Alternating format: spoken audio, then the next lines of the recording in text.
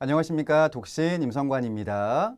자, 이번 시간에는 국가마다 독서 교육에 대한 정책이 조금씩 차이가 있는데 독서 교육을 조금 더 이해하기 위한 하나의 방편으로 각 나라마다의 정책을 살펴보는 시간을 갖도록 하겠습니다. 그 중에서 오늘은 우리나라부터 이야기를 드리려고 하고 그 다음 뒤를 이어서 미국, 일본, 독일까지 간단하게 살펴보고자 준비를 했습니다. 자, 우선 우리나라부터 이야기를 드려보자면 우리나라에는 독서문화진흥법이라고 하는 게 있습니다. 그 내용들 가운데에서 제1장 총칙, 그리고 이제 그 밑에 목적이 있는데 그 목적을 간단하게 보면 다음과 같이 기술되어져 있습니다. 이 법은 독서 문화의 진흥에 관한 기본적인 사항들을 규정하여서 국민의 지적인 능력을 향상시키고 건전한 정서를 함양하며 평생학습의 바탕을 마련함으로써 국가 경쟁력을 강화하고 그리고 국민의 균등한 독서 문화 활동 기회를 보장하며 삶의 질을 개선하는 데 이바지함을 목적으로 한다라고 적혀 있습니다. 2023년도 10월 달에 개정된 내용이라고 이야기를 할 수가 있습니다. 중요한 거는 국가에서 만든 법이기 때문에 소외되는 사람들이 없이 균등하게 독서의 기회를 준다라는 거고요. 또 결국엔 국민들이 독서를 하게 되면 그 역량들이 향상될 거기 때문에 자연스럽게 국가 발전으로도 이어질 것 아니겠습니까? 네, 그런 기본적인 목적들을 적어 놓은 조항이라고 할 수가 있겠습니다. 자, 그 다음 넘어가서 제4장을 보게 되면 독서문화진흥에 대한 측면이 담겨 있는데 그 중에 제8조 독서문화 활동 기회 보장 이라는 조항이 있습니다. 역시 그 내용을 한번 읽어보겠습니다. 국가와 지방자치단체는 모든 국민이 독서 자료를 자유롭게 읽을 수가 있는 균등한 독서 문화 활동 기회를 보장하기 위하여 노력해야 된다라고 규정을 하고 있습니다.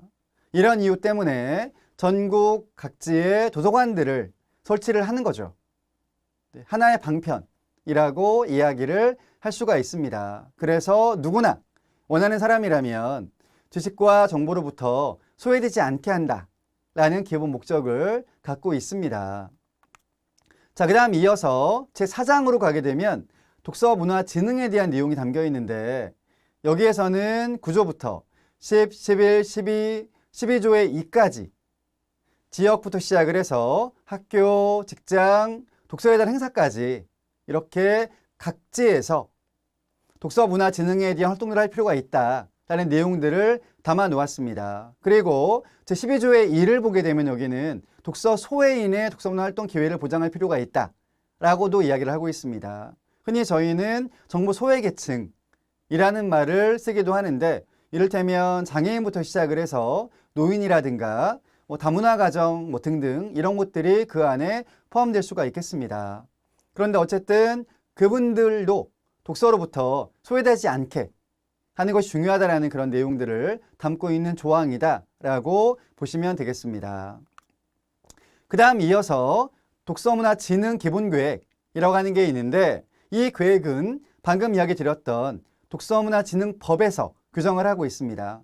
규정을 어떻게 하고 있냐면 모든 지자체들은 매 5년마다 이 계획을 수립해야 되고 시행해야 된다라고 규정되어져 있거든요. 따라서 항상 이 계획들이 수립되고 있는데 지금은 제4차 독서문화진흥 기본계획 기간에 포함되어져 있다라고 이야기를 할 수가 있겠습니다. 자, 이 4차는 24년도부터 28년도까지이기 때문에 지금 현재는 이 기간에 들어가 있다라고 이야기를 드린 거고요.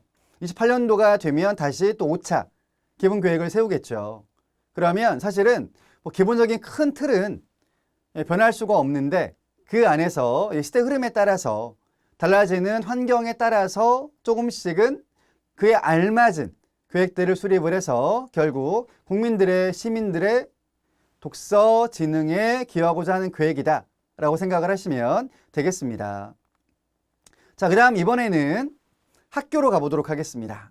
교육부 그리고 한국교육학술정보원이라고 하는 기관이 있는데 이곳이 함께 24년도 4월 23일 날 독서로라는 독서교육 종합 플랫폼을 개통을 했습니다. 그런데 이게 어떤 맥락에서 만들어진 거냐면 전국 17개 시도교육청에서 각각 구축을 하고 운영하던 시스템이 있어요. 그런데 그것들을 클라우드 기반으로 통합을 한 것, 고도화한 것이라고 설명을 하고 있습니다. 그 이름이 독서로라는 것이죠. 내용을 조금만 더 살펴보자면 학생의 독서활동 이력들을 체계적으로 기록하고 관리하고 그런 다음에 빅데이터 기반으로 맞춤형 도서도 추천해주는 그러한 서비스들이 제공되고 있다라고 이야기를 하고 있고요. 그 다음 중요한 것은 상호작용 중심의 독서교육 활동을 지원하는 것이 목적이다 라고도 이야기를 하고 있습니다. 즉 일방적으로 무엇인가를 그냥 주는 것이 아니라 상호작용이 가능한 플랫폼이다 라고 이야기를 하고 있는 것입니다. 다음은 독서로의 주요 기능에 대한 부분인데 기존 시스템과 달라진 독서로의 그 차이점, 이것을 학생의 입장과 선생님들의 입장으로 구분 지어진 내용이 되겠습니다. 표의 내용을 한번 찬찬히 읽어보시겠습니까? 잠깐 시간을 드려볼게요. 근데 방금 이야기 드렸던 내용들이 다 정리가 되어져 있습니다. 상호작용이며 또 체계적인 관리며 이런 것들이 있으니까요. 한번 보시면 되겠는데 결론적으로는 학생과 선생님들 모두에게 편리하면서 더 유용한 그런 기능으로 바뀌었다라고 이야기를 하면 되겠습니다. 그 다음 이어서 책 열매 낱말게임 서비스라는 것도 행해지고 있는데 교육부와 한국교육과정평가원이라는 곳이 있습니다.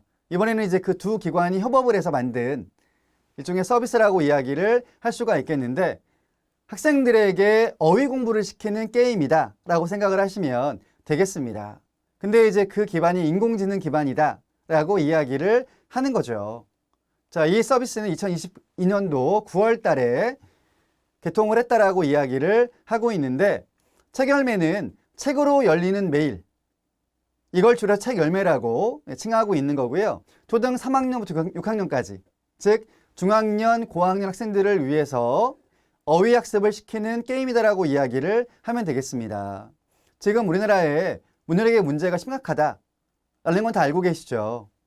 즉 학생들이 단어의 의미를 잘 모릅니다. 특히 우리말이 한자어이다 보니 그 의미를 잘 파악하지 못하는 문제가 계속 이어지고 있는 중인데 더더욱 그렇기 때문에 이 어휘학습이 얼마나 중요하겠습니까? 그런데 그런 부분들을 지원하기 위해서 만든 프로그램이기 때문에 열심히 활용을 하면 되겠습니다. 학생들의 입장에서는 게임식이니까 재미있겠죠? 그러면서 어휘도 익힐 수가 있기 때문에 상당히 좋은 프로그램, 게임이라고 생각이 듭니다. 책 열매 소개를 드렸고요. 그 다음에 이어서 이제 국립, 즉 국가대표 도서관인데 특히 어린이와 청소년들을 위한 도서관이 있습니다.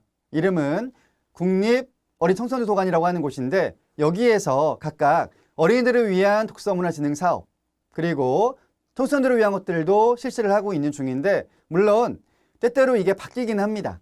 어떤 사업이 끝나면 또 다른 것들을 하기도 하고 또 어떤 것들은 계속 이어지는 것들도 있고 등등 그런데요.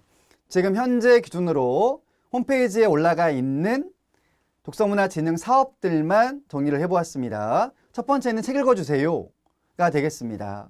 제목 그대로 어른들이 혹은 선배들이 봉사의 맥락으로 어린 학생들에게 책을 읽어주는 서비스라고 이야기를 하면 되겠고요. 그 다음에 두동함과 함께 책 읽기라는 것도 있고 그리고 워낙에 또 이제 코딩이라고 하는 게 굉장히 유행을 하지 않았습니까? 이야기가 있는 코딩이라고 해서 아이들에게 어릴 때부터 어렵지 않게 재미있게 코딩의 원리를 익힐 수 있는 그런 프로그램도 있다라고 이야기를 하고요. 그 다음 체험형 동화 구연 보급 이런 사업도 실시를 하고 있고 그 다음 마지막으로는 매년 여름과 겨울방학에 전국에 있는 도서관에서 독서 교실을 행하고 있는 거 알고 계시죠? 역사가 꽤 깊습니다.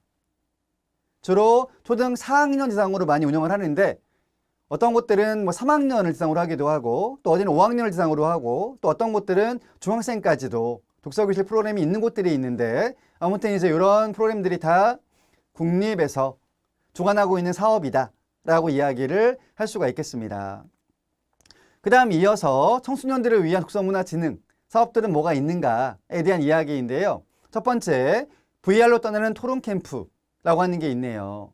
토론은 조금 어려울 수도 있고 다소 무겁거나 재미가 없을 수도 있거든요.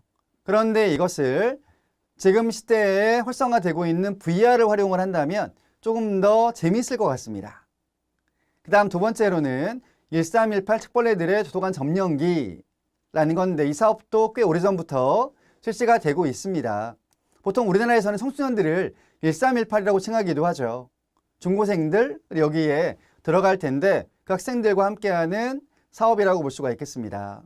그 다음 세 번째로는 학교 밖 청소년들의 국서문화 프로그램들도 계획을 하고 운영을 하고 있는 중인데 즉 이들은 누구냐면 1318 그 나이에 들어가는 학생들인데 학교를 다니지 않는 자퇴를 했거나 뭐 등등 아니면 가정학습을 하고 있는 학생들도 있죠.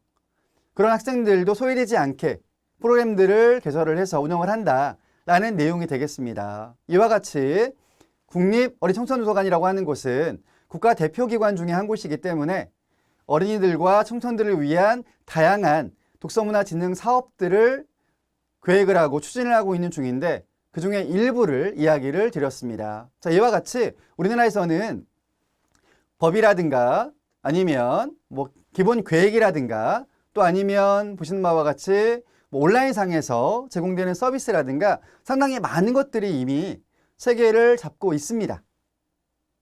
우리가 이런 내용을 자세히는 모르더라도 이미 어떤 프로그램들에 내가 참여를 해본 적도 있을 테고 아마 그럴 거라고 생각이 드는데 이런 것들이 다 국가적인 정책 차원이라고 이야기를 드릴 수가 있겠고 결국 이런 결과로 어릴 때부터 성인에 이르기까지 소외되는 사람 없이 체계적 독서를 한다면 결국 그게 개인을 넘어서 국가 발전의 원동력이 되기 때문에 이런 사업들을 체계적으로 법에 근거하여 추진해 나가고 있다라고 보시면 되겠습니다.